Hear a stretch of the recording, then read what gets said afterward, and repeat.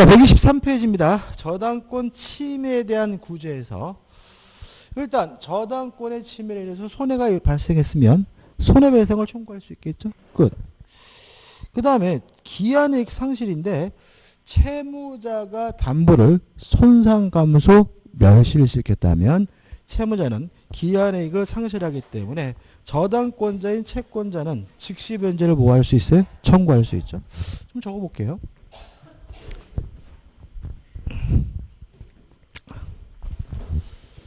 자, 채무자의 귀책사유, 고의, 과실로 인해서 담보가 손상, 감소, 멸실되면 채무자는 뭐하죠? 기한의 이익을 상실하기 때문에 채권자인 저당권자는 지금 당장 돈을 갚아라 즉시 변제를 청구할 수가 있고요. 그 다음 넘기셔가지고 물권도 청구권 해가지고 반환 청구권은 없죠. 왜요? 저당권자는 스스로 뭐하지 못해요? 점유하지 못하니까요. 근데 여기서 좀 조심할 것은 뭐냐면 반환 청구권만 없을지 방해 배제 청구권이 있으니까 2번 해가지고 공장 저당권의 경우에 제자리에 그 물건 갖다 놔라 라고 요구할 수는 있다는 말이 나오고 있고요. 그 다음에 2번 저당물 보충 청구권이죠. 담보물 보충 청구권이 나오죠. 1번 보시면 저당권 설정자의 귀책 사유로죠. 자, 그러면 이제 저당권 죄송합니다. 여기 할게요. 저당권 설정자의 귀책 사유, 고의 과실로 인해서 담보가 부족하게 되면 담보물 보충을 청구할 수가 있습니다.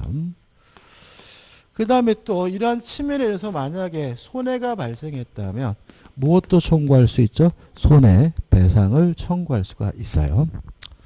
적은 이유가 있어요. 첫째, 기한의 이익이 상실됐다는 이유로 즉시 변제를 청구하고 손해배상을 청구하는 것은 가능해요. 그렇지만 담보물 보충을 청구하고 손해배상 청구할 수 없고요. 담보물 보충을 청구하고 즉시 변제는 청구할 수 없다는 거 주의하시기 바랍니다. 자, 왜 그러냐면 담보가 부족하다는 이유로 보충이 됐어요. 그러면 저당권자는 손해가 없는 거예요. 따라서 손해배상 청구할 수가 없는 거고요. 또 담보가 부족하다는 이유로 보충이 된다면 못 기다릴 이유 없잖아요. 따라서 기한의 이익이 상실됐다는 이유로 즉시 변제를 뭐하지 못해요? 청구할 수는 없어요. 그 다음에 또 하나 좀 생각해 볼 거 있어요. 자, 한번 예를 들어 볼게요. 자, 을이 갑에게 1억을 불려주고 1억을 12월 31일까지 갚기로 했거든요. 근데 만약에 갑소의 A 부동산에다가 저당권을 설정해 뒀는데 병이 지나가다가 방화하는 바람에 건물이 홀라당 불탔어요. 그러면 저당권자인 을이 담보 목적물이 멸실됐다는 이유로 갑에게 즉시 변제 청구할 수 있나요? 없나요? 아니면 요 건물이 멸실됐다, 담보가 부족하다는 이유로 담보물 보충을 청구할 수 있을까요? 없을까요? 없다는 거죠. 왜냐하면 요거죠. 저당권 설정자의 고의과실, 채무자의 고의과실이 있어야 돼. 따라서 병이 방화한 것은 저당권 설정자 채무자에게 아무런 고의과실이 없으니까 즉시 변제도 청구할 수 없고 담보물 보충도 뭐 할 수 없어요? 청구할 수 없다는 거 주의하시기 바랍니다. 과거에 시험에 잘 나왔던 것은 보충을 청구하고 나서 손해배상도 그 다음에 즉시 변제를 청구할 수 없다는 거 잘 나왔고요. 또 최근에는 공인중개사 시험에서 아직 안 나왔는데 요 전제 채무자나 저당권 설정자에게 뭐가 필요합니까? 고의 과실이 필요하다는 거 잘 내고 있으니까 주의하시기 바랍니다. 하단에 나와 있는 주의가 그런 내용이에요. 주의가. 그 다음 11번 저당권의 처분이 나와 있죠. 뭐 그냥 뭐예요? 부종성 수반성이 있다. 그 다음 우측에 저당권의 소멸해가지고 1번 저당권의 실행 경매가 이루어지게 되면 모든 저당권은 무조건 뭐가 돼요? 소멸이 된다. 13번에서 뭐가 나오죠? 공동저당권이 나오죠. 공동저당권에 대해서는 민법에서 뭐죠? 유일한 계산 문제고 우리 교재도 잘 정리되어 있지만 좀 다시 한번 정리해 볼게요. 일단 공동저당이라는 것은 한 개의 채권을 담보하기 위해서 설정된 여러 개의 저당권 우리가 공동저당이라고 하고요. 첫 번째 기억할 것은 이시배당을 할 것인지 또는 동시배당을 할 것인지 공동저당권자가 자유롭게 선택할 수가 있다. 이게 원칙이에요. 근데 우리 교재에는 만약에 물건이 남으면 과잉 경매 금지 원칙이 설계되어 있거든요. 뭐 교재가 틀린 건 아니지만 그런 거 시험 문제 절대로 안 내요. 그러니까 과잉 경매 금지 원칙 그런 거는 알 필요도 없고요. 그냥 우리는 일시배당할 것인지 동시배당할 것인지 자유롭게 선택할 수가 있다. 두 번째, 이시배당을 했어요. 원칙적으로 가액의 비율에 따라서 분담액이 결정이 됩니다. 물론 원칙이니까 뭐 교재 나와 있는 것처럼 후순위 저당권자가 있든 없든 동시배당하면 가액의 비율에 따라서 분담액이 결정되는데 문제는 뭐냐면 교재 없던데 중요한 겁니다. 물상 보증인 소유물이죠. 물상 보증인 소유물이 존재하는 경우에는 가액의 비율에 따라서 분담액이 결정된다는 민법 규정이 적용되지 않는다는 것이 우리 판례 입장입니다. 이때는 어떻게 하냐면은 채무자 소유물부터 선배당을 하고요. 그래도 돈이 모자르면 부족에게 대해서만 물상 보증인 소유물에 대해서 배당을 하게 된다는 것이 우리 판례 입장입니다. 죄송합니다. 아이고 이게 뭐죠? 아이고 동시배당이죠, 그죠? 동시배당. 왜요?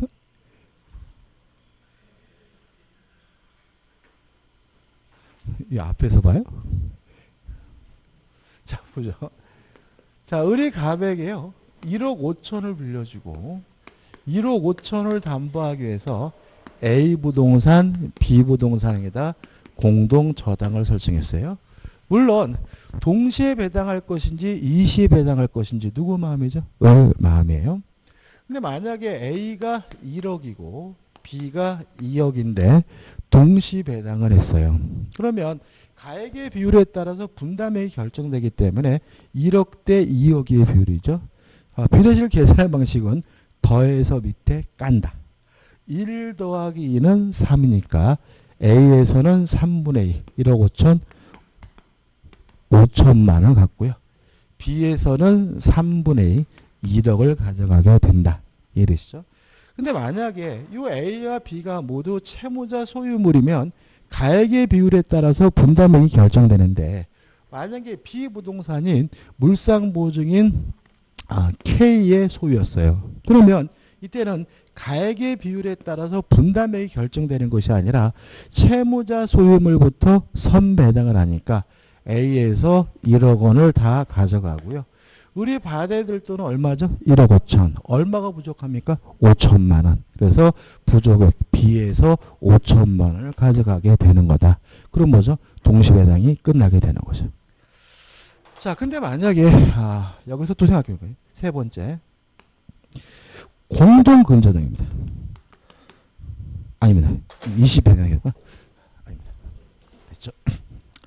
그 다음에 이제 세 번째 20배당이에요. 자, 20배당을 하게 되면 첫째, 전액을 배당받게 됩니다. 배당을 다 받게 돼요. 근데 여기서 좀 조심할 것은 뭐냐면 공동근저당입니다. 만약에 이것이 공동저당권이 아니라 공동근저당인 경우에는 20배당을 해서 전액을 배당받으면요. 채권 최고액이 감액된다. 이렇게 좀 기억할까요? 감액된다. 자, 이런 얘기입니다. 자, 갑이 을에게 1억 5천을 빌려주고요. 채권 최고액을 1억 5천이라고 정하고 뭘 설정했냐면 공동 근저당을 설정했어요. 다시 할게요. 자, 을이 갑에게 예를 들어서 1억 원을 빌려주고 1억 채권을 담보하기 위해서 A 부동산, B 부동산에다가 공동 저당권을 설정한 것이 아니라 공동 근저당을 설정했고요. 요 A의 채권 최고액이 1억, B의 채권 최고액이 1억이라고 되어 있었어요. 자, 이런 상태에서 A만 경매가 돼가지고 전액을 받겠죠? 전액을 다 받았는데 얼마를 받았냐면 5천만 원을 받았어요. 그러면 요 채권 최고액이 5천만 원으로 감액된다는 것이 우리 판례 입장입니다. 다시 말하면 20배당을 해서 전액 배당 받으면 공동근저당권의 채권 최고액은 그 금액만큼 뭐죠? 감액된다는 것이 우리 판례 입장이고요. 따라서 B 부동산이 경매가 됐을 때 을이 채굴로 받으신 돈은 얼마예요? 5천만 원밖에 안 된다. 빌려준 돈이 예를 들어서 2억이다라고 하더라도. 그래서 만약에 을의 입장에서는 공동근저당이 설정되면 A에서 채권 최고의 1억, B에서 채권 최고 1억 이러면 각각 1억씩 받을 수 있는 것이 아니라 합산해서 얼마예요? 1억을 받는다는 의미죠. 따라서 만약에 을이 갑에게 들려준 돈이 2억이라면 채권 최고를 각각 얼마나 해놔야 돼요? 2억이라고 해놔야지만 보호받을 수 있다는 것이 우리 판례의 입장입니다. 다시 말하면 공동근저당이 20에 해당을 하면 배당받은 금액만큼 채권 최고액이 뭐가 돼요? 감액된다는 것이 우리 판례 입장이고, 이게 작년인가 재작년에 시험에 나왔죠. 그 다음에 두 번째, 전부 전액 배당을 받기 때문에 후순위 저당권자가 피해를 보여요. 그래서 후순위 저당권자는 어떻게 하게 되냐면 공동 저당권자의 권리를 대위 행사하게 됩니다. 이것도 시험이 잘 나오죠. 다시 한번 볼까요?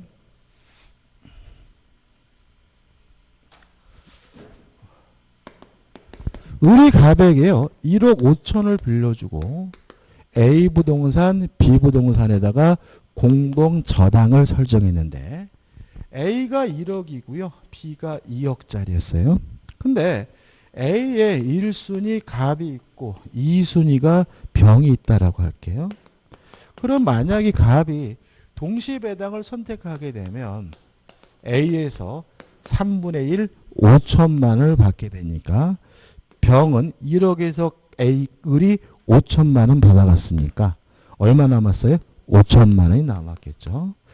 5천을 받을 수 있는 거죠. 근데 만약에 을이 20배당을 선택해서 1억 전액을 다 가져가게 되면 병이 받을 돈이 얼마가 되는 거죠? 빵원이 된다. 그죠? 그래서 이렇게 20배당을 해서 전액 배당을 받게 되면 후순위 저당권자는 공동저당권자의 권리를 뭐예요? 대위 행사하기 때문에 이 병은 이 B부동산에 대한 을의 권리를 뭐죠?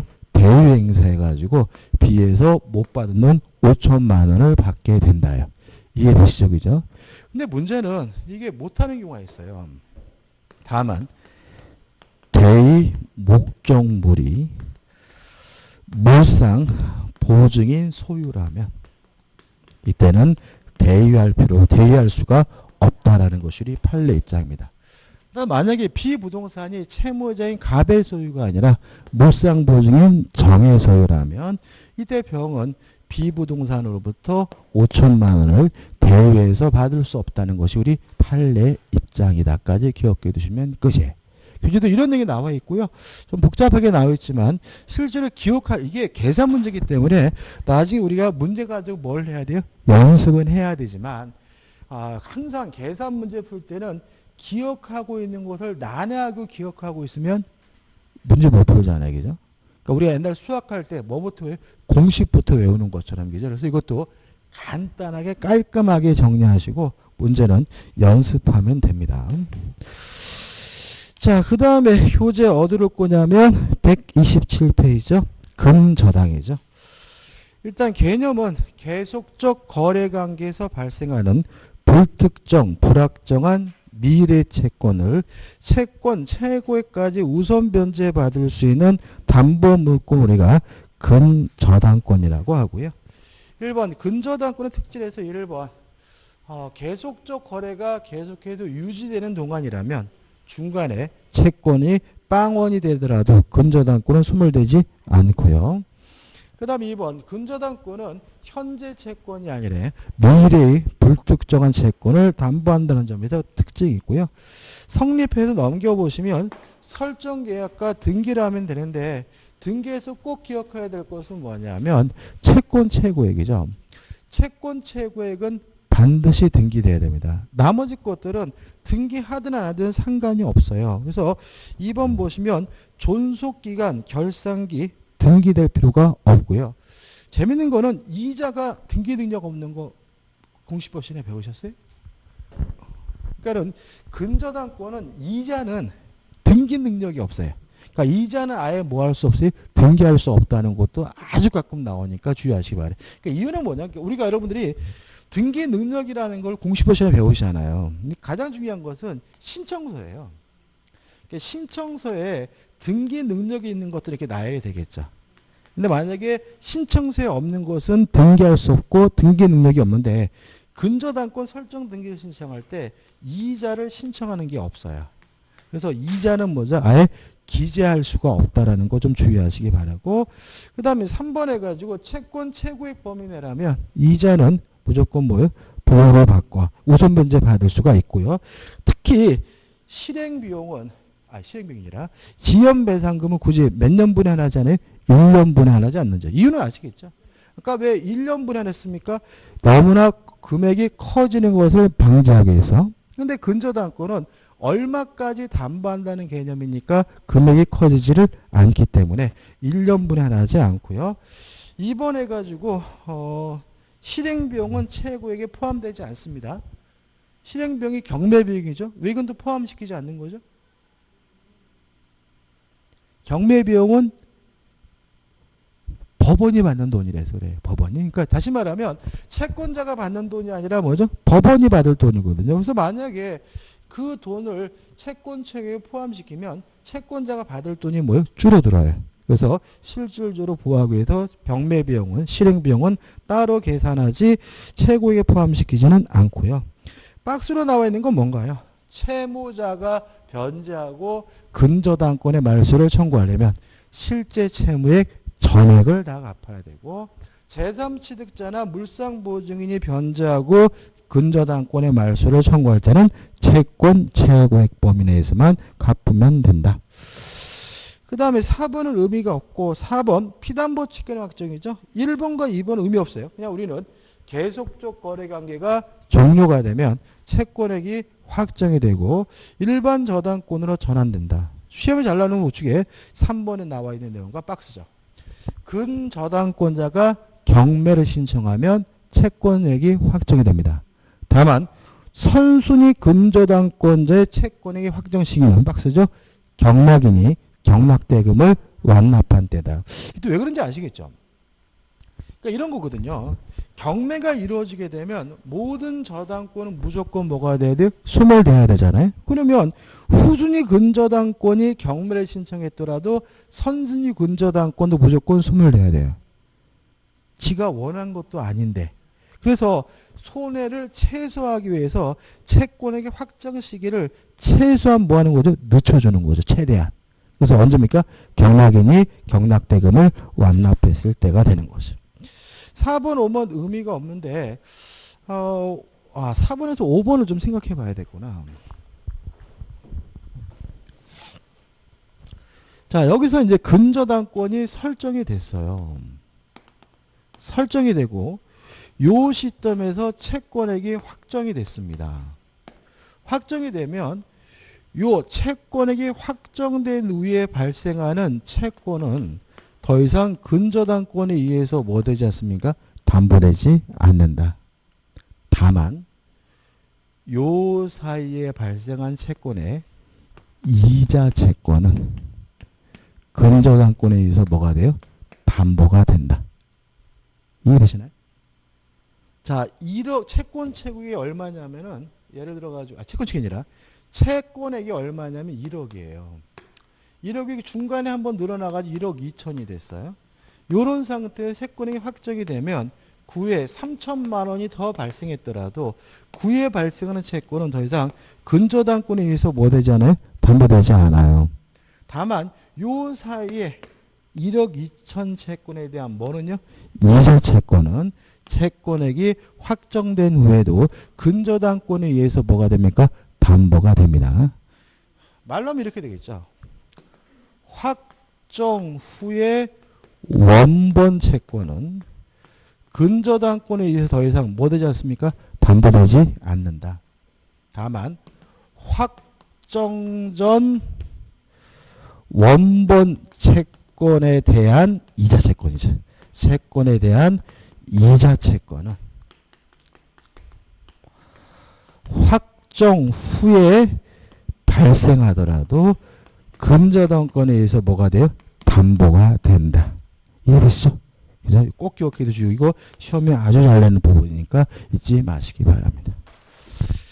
그 다음에 근저당권의 이전 이거 뭐 필요도 없습니다. 부정성 수반성 때문에 채권과 함께 이전해야 되는 것이 원칙이다. 끝입니다. 근데 넘겨보시면 판례가 나오는데 판례도 의미 없어요. 우리는 채권법 총론이 시험 범위가 아니기 때문에 보증인에 대해 너무 신경 쓸 필요는 없는 거죠. 자, 넘겨보시면 이제 132페이지 드디어 뭐가 나옵니까? 계약 총칙이 나오죠. 계약법이 나오죠. 자, 132페이지에 이제 뭐가 나오냐면 약관이 나오는데 약관에 대해서는 시험 문제가 잘 내지는 않습니다. 또 최근에 출제한 바는 없어요. 그렇다 그래서 안 나온다라고 감히 말씀드릴 수는 없습니다. 그죠? 그래서 나올 수도 있으니까 정리하지만 그닥 중요한 것은 아니다. 근데 원래 이제 이런 거잖아요. 강사 입장에서는 제일 편한 게 뭐냐면 다 중요하다 그러면 편해. 그죠? 다 나와. 왜요? 그러면 뭐 나중에 안 나오더라도 뭐라 안 그러니까. 근데 요거는 안 나옵니다 했는데 나오잖아요. 그러면 XX 같은 놈 나가 뒤져라 막. 제가 한 번은 진짜로 문자도 받아봤어요. 한번 안 나오면 나왔거든요. 상린관계 쪽에서. 그랬더니 문자 왔더라고요. 나가 뒤져라 미친놈 이렇게 나왔더라고요. 착심 뭐 이렇게 제안해가지고. 충격이었어. 진짜로 그 충격이었어요. 근데 강사의 가장 주된 임무는 공부하는 양을 줄여드리는 거잖아요. 그죠? 그러니까 뭐 이거를 뭐 잘 설명하고 뭐 이런 것도 중요하지만 강사의 주된 업무는 공부하는 양을 줄여주는 거고 자꾸 강사가 공부하는 양을 뭐예요? 늘려주면 그거는 유능한 강사는 아니에요. 교재도 마찬가지입니다. 교재도 자꾸 어떻게 해요? 공부하는 양을 줄여주는 교재가 좋은 거지. 뭐 양이 많다고 좋은 건 아니죠. 그래서 책이 이때만 하고 적중률 100%. 무슨 말 아시겠어요? 그죠? 교재 이만해. 어느 출판사 있어요. 적중률 100%. 이건 의미가 없는 거죠. 요따만한 교재가 적중률 80%. 이게 의미가 있는 거예요. 그렇지 않습니까? 그죠? 그러니까 사람들은 100%하면 와 그래. 뭐 이겨야지 100% 뭐예요. 전화번호인가? 그게 진짜. 아무튼 약관을 정리하는 중요한 건 아니죠. 자, 약관이란 건 뭐냐면 다수 당사자를 상대하기 위해서 미리 작성한 계약의 내용을 약관이라고 합니다. 약관은 다수를 상대한다는 점에서 특색은 있고요. 미리 작성한다는 점에서는 특색은 있지만 어차피 계약의 내용이에요. 그래서 만약에 시험 문제 지문에서 약관인지 아닌지를 판단하라는 지문이 나오면 다수를 상대하는지 미리 작성한 것인지 요거예요. 과거에 시험이 뭐가 나오냐면 골프장 운영 회칙이 나왔어요. 약관일까요? 아닐까요? 골프장 운영 회칙. 생각해보자고요. 자, 골프장 운영 회칙은 다수를 상대하기 위해서 만들죠. 그죠? 회원 받기 전에 미리 만드는 거죠. 그잖아요. 따라서 약관인 거예요. 뭐 명칭하고 상관이 없다니까. 회칙이든 규칙이든 뭐 방칙이든 그게 중요한 게 아니라 다수를 상대하기 위해서 미리 작성한 계약의 내용이 약관이에요. 그게 한번 시험에 약관이다. 지문은 뭐예요? 약관이 아니다. 그래서 X. 그게 답인 거예요. 그죠? 두 가지고. 그 다음에 어차피 다수를 상대하고 미리 작성한다는 점에서는 특색은 있지만 어차피 이것도 뭐죠? 계약이에요. 따라서 구속력, 효력이 발생하려면 승낙, 동의가 있어야 되는 거죠. 그래서 우리가 인터넷에서 뭐 조금만 하려고 그러면 그지 같은 약관이라는 게 튀어나와가지고, 그죠? 동의함이라고 클릭하라고 그러죠. 그죠? 근데 가끔 동의 안 함을 막 클릭하고 싶잖아요. 그죠? 그래서 한번 동의 안 함 딱 클릭하면 어떻게 돼요? 싹 지워져 버려가지고 다시 처음부터 막 다시 쳐야 되겠죠. 칠 때 어떻게 해요? 막 영어, 한글 막 뒤바뀌어서 막 또 치고 또 치면서 막 입에서 막 10원짜리 막 나온단 말이죠. 자, 근데 문제가 뭐냐면 왜 그것을 동의를 당연히 해야 되는 곳이라면, 우리에게 선택권이 없는 곳이라면 왜 그지 같은 놈들이 이거를 동의함이라고 클릭하라고 하느냐. 약관도 계약이기 때문에 그 약관이 우리에게 구속력이 발생하려면 우리의 뭐가 필요해요? 승낙이 필요하기 때문에 그런 거예요. 이해되시죠? 그죠? 근데 이런 질문이 나와요. 약관은 자치 법규다. X예요. 왜 갑자기 약관이 법규냐는 게 나오죠?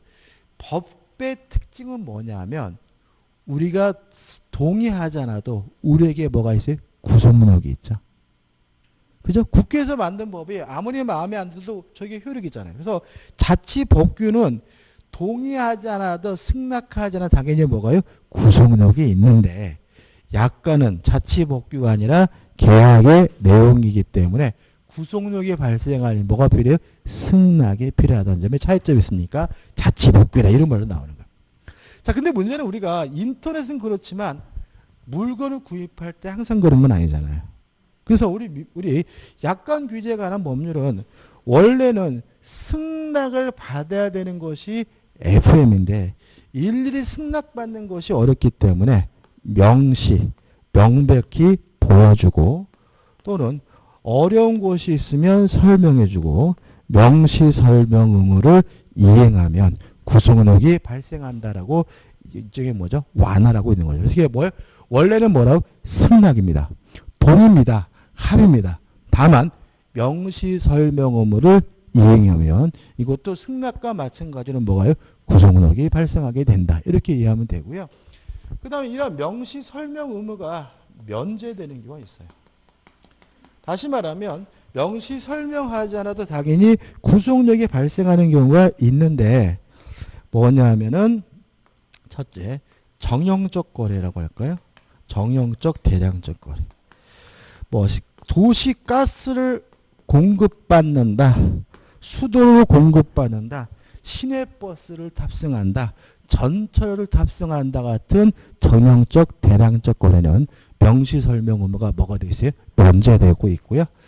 두 번째, 이미 소비자가 충분히 알고 있는 경우입니다. 충분히 잘 알고 있는 경우. 충분히 잘 알고 있는 경우에는 명시 설명 의무가 면제가 된다는 것이 우리 판례 입장이고요.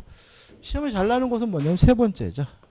법령의 내용을 기재하는 약관입니다.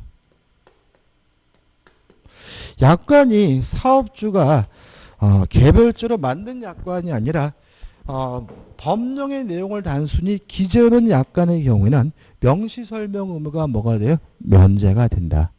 이건 또 뭘 말씀하시면 있지 않으시냐면 학원이에요, 학원. 여러분들 학원 등록하시면서 우리 원장님이 약관 보여주시는 거예요? 아니죠? 학원은 약관이 없을까요? 있을 거죠, 그죠? 근데 그 학원은 어떤 약관이냐면 학원에서 만든 약관이 아니라 교육지원청에서 법령의 내용에 따라서 만들어 놓은 약관이 있어요. 이런 약관은 명시 설명 의무가 뭐가 돼요? 면제되어 있기 때문에 학원에 대한 약관 여러분들한테 보여주지 않더라도, 설명해 주지 않더라도 여러분에게 뭐가 있는 거예요? 구속력이 있게 된다는 거 생각해 보시면 쉬워요. 그 다음에 약관의 효력을 확증하기 위해선 약관의 내용을 해석해 봐야 되는데, 첫째, 시인에 쫓아 성실하게 해석한다, 신의 성실의 원칙. 두 번째, 약관은 다수를 상대한다는 특징이 있죠. 여러 사람을 상대할 때는 항상 뭘 조심하시면 돼요? 하셔야 돼요? 사람 차별하면 안 되는 거죠. 인간 차별. 따라서 모든 사람을 똑같이 대우해 준다. 통일적 해석의 원칙. 다른 말로는 객관적 해석의 원칙이라고 하죠. 또 약간은 미리 작성한다는 특징이 있어요. 이게 무슨 말이냐면 일반적인 계약서는 계약 쌍방이 함께 만드는 거잖아요. 근데 약관 내용에 문제가 있으면 쌍방이 함께 책임을 져야죠. 근데 약관은 미리 만드는 것이니까 혼자 만드는 것이니까 잘못된 내용이 있다면 누구예요? 작성한 사람이 책임을 져야 되겠죠. 사업자가 책임을 져야 되겠죠. 소비자가 책임질 일은 아니잖아요. 따라서 약관 조항 중에서 불명확한 조항, 명확하지 않은 조항이 존재하는 경우에는 작성자에게, 사업자에게 불리하게 해석한다. 작성자 불이익의 원칙이라고 해요. 또 약관은 일반적으로 인쇄되어 있죠. 근데 인쇄되어 있더라도 볼펜으로 당구장 표시하고 개별 약정하는 거 가능하고요. 만약에 개별 약정을 했다면 오히려 인쇄된 약관보다 개별 약정이 우선하게 되는데 우리가 개별 약정 우선의 원칙이라고 해요. 마지막 약관은 뭐가 있냐면 면책 조항이 있습니다. 당사는 요러요러한 경우에는 책임지지 않는다라는 면책 조항이 있는데 이러한 면책 조항은 뭐죠? 소비자를 보호하기 위해서 될 수 있으면 좁게 해석해야 된다. 축소 해석의 원칙인 거죠. 우리 교재 우측 상단에 좀 내용이 나는 너무 줄이다 보니까 좀 이상하게 나와 있는데 아무튼 신에 쫓아 성실하게 해야 되고 약관은 다수를 상대한다. 다수를 똑같이 대우해줘야 된다. 통일적 해석 원칙. 또 약관은 사업자 혼자 미리 작성한다. 불명확한 조항은 작성자에게 불리하게 해석한다. 작성자 불리익의 원칙. 인쇄된 약관과 달리 개별 약정하는 거 가능하고요. 개별 약정이 있다면 약관 조항보다 우선하게 되고요. 또 면책 조항은 소비자를 보호하게 될 수 있으면 좁게 해석해야 되는데 우리가 축소 해석의 원칙이라고 하는 거죠. 자, 이런 약관의 해석 결과 불공정해요.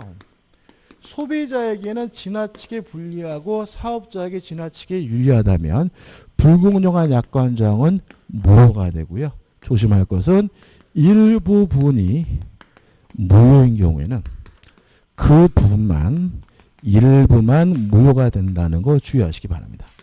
다시 말하면 약관의 경우에는 일부가 무효면 전부가 무효라는 민법의 규정은 약관에는 적용되지 않아요. 왜 그러냐면 자동차 보험 약관 중에서 한 조항이 무효예요.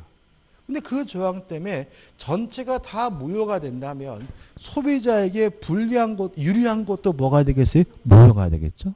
소비자 보호에 충분치 않다는 거죠. 그래서 일부가 무효면 전부가 무효라는 일부 무효에 관한 민법 규정 적용되지 않으므로 약관은 일부분이 무효면 그 부분만 무효가 된다는 것까지 기억해 두시면 됩니다.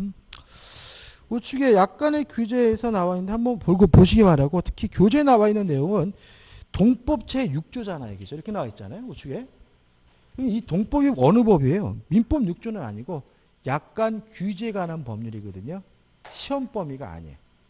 우리는 약관 규제에 관한 법률 자체가 뭐는 아니에요? 시험 범위는 아니니까 구체적으로 이렇게 기억하지 마시고 그냥 불공정한 약관 조항은 뭐라고요? 무효다. 다만 일부 무효면 전부가 무효라는 민법 규정은 적용되지 않는다는 것만 좀 주의하시면 되겠죠.